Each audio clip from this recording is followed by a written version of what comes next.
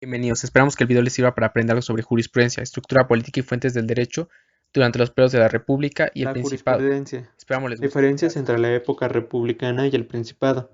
Tenemos que en la República se alcanzan dos etapas, que es la preclásica, que termina en el año de 130 a.C., y con esta da inicio a la época clásica. En este periodo, en esta etapa de la República, pues alcanzan estas son la preclásica y la clásica. Las principales características de la época republicana es que la jurisprudencia se libera de los lazos religiosos y ya se vuelve laica. También se empiezan a dar consultas a particulares y a ellos también les corresponden los conceptos jurídicos y también ayudan a la elaboración de normas que son más claras, más precisas y más prácticas. Un jurisprudente muy importante de esta época fue Tiberio Coruncanio. Fue sacerdote plebeyo y también él es uno de los primeros que empieza a dar consultas jurídicas al público en general. Ya para terminar con la época republicana, tenemos que en la época clásica, que donde empieza del 130 al 30 a.C. y todavía le pertenece a la República, para esta época los jurisprudentes pues ya se consideran más autónomos que al inicio de la monarquía y parte de la república. Para la parte final ya los jurisprudentes tienen un concepto de ellos más autónomo. Para el Principado tenemos que alcanza todavía la etapa clásica, pero como conocemos la etapa clásica se dividió en tres: la helenística, que perteneció a la República, y aquí empieza la clásica alta o central. Esta ya pertenece a lo que es el Principado y esta va del año 30 a.C. al 130 después de Cristo. Y también tenemos la época clásica tardía, que esta abarca del año 130 al 230 y alcanza todavía unos años, unos poquitos años de la etapa posclásica, pero pues las principales etapas fueron la clásica alta y la clásica tardía, que fueron las que más representaron al Principado.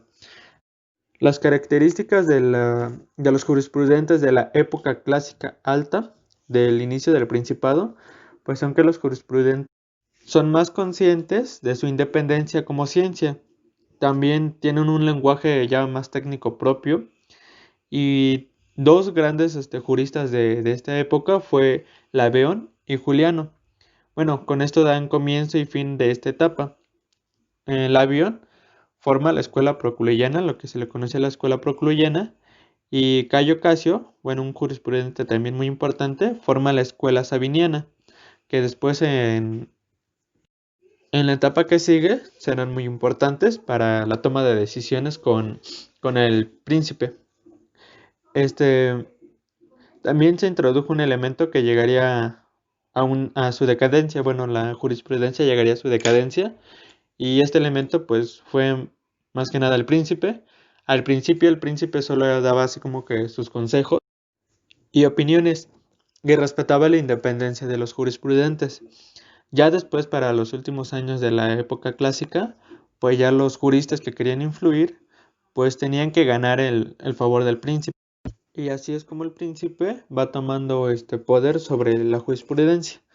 Ya al final de la época clásica alta, pues los jurisprudentes totalmente pierden su independencia y inicia la época clásica tardía y con este casi se da fin al principado.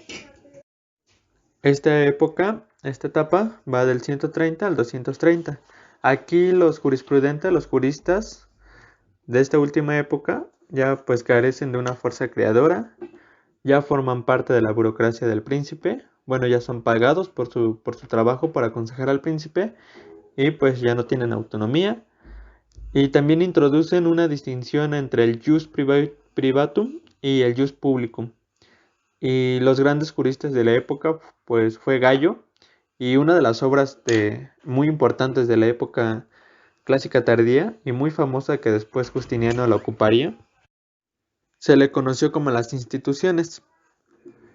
Y finalmente, pues terminamos en el año La estructuración 230 con el política del Principado. Estado romano en los periodos de la República y del Principado. Analizar estos periodos nos permite observar las discrepancias ideológicas tan notorias a simple vista por la simple usanza de los términos. La República representa, sin lugar a dudas, una necesidad casi imperativa de la diversificación de poder político para evitar una concentración, una centralización que había sido catastrófica y que había desembocado en la tiránica gestión de Tarquino el Soberbio, el último monarca romano de origen etrusco. Esto conllevó a la sociedad romana común y a la aristocracia a conformar un nuevo gobierno, cuyos ejes principales se conforman en tres órganos: las magistraturas, para las acciones de gobierno en sustitución del ya extinto monarca en funciones;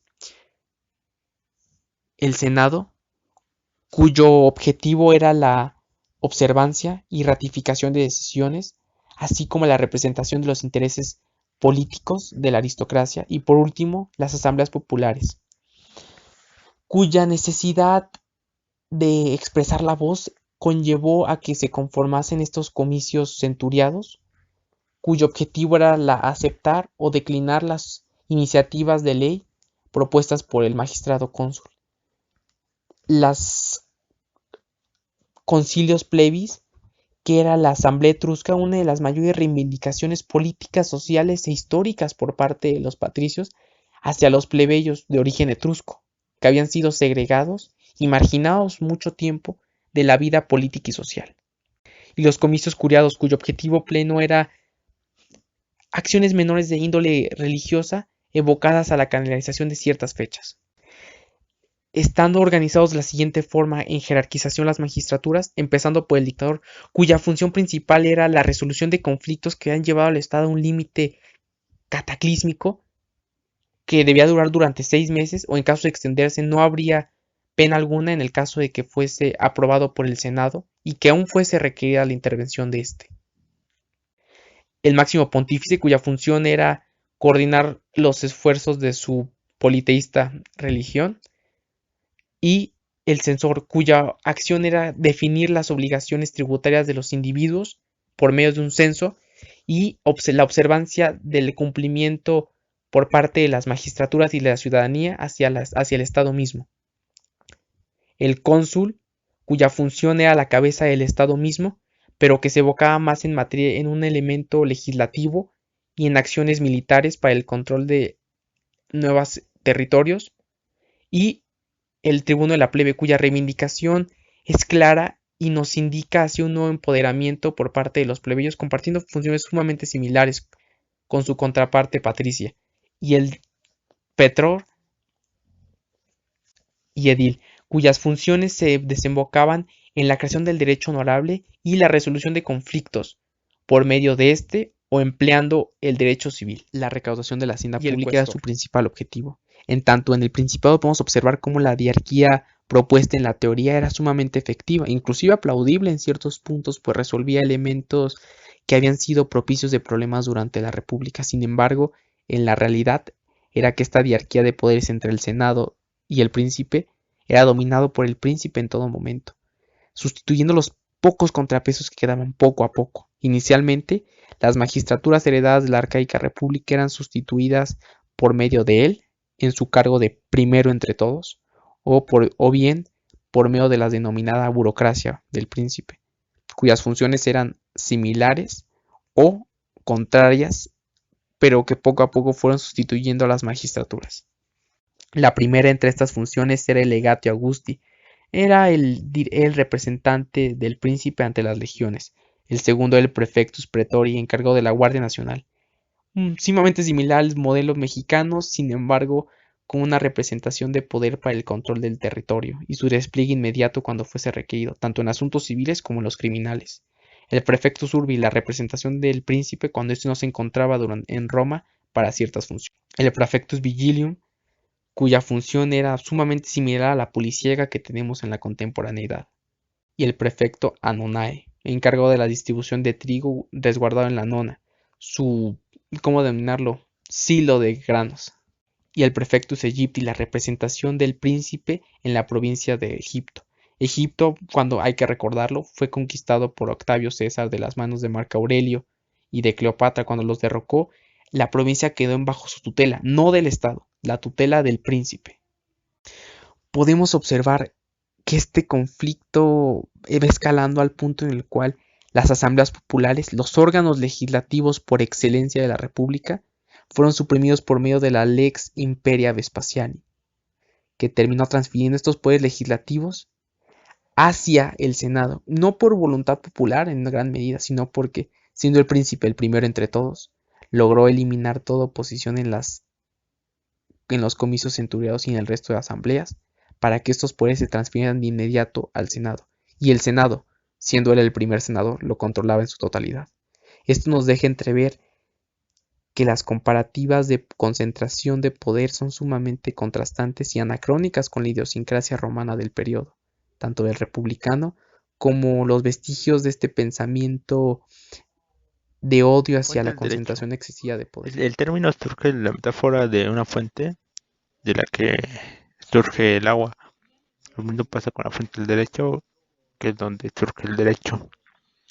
La fuente de derecho se clasifican en tres principalmente: fuentes materiales, o también conocidas como fuentes reales, fuentes históricas y las fuentes formales.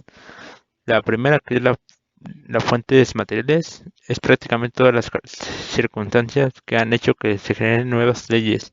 Un ejemplo es la Revolución Mexicana, que da origen a dos artículos principalmente, que es el 27 y el 123.